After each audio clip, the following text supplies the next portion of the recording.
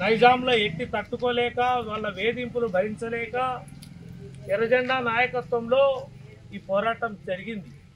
పక్కా ఎర్రజెండా నాయకత్వంలో జరిగింది. దీనికోసం తెలంగాణలోనే 4000 మంది ఈ పోరాటంలో ప్రాణాలు వదిలినటువంటి పరిస్థితి ఉంది. ఒక పక్క ఎర్రజెండా పట్టుకొని రెండో ప్రజల తరపున నైజాంకు వ్యతిరేకంగా హోరాహోరీగా పోరాడినటువంటి ఘటన తెలంగాణ ప్రాంతంలో జరిగింది.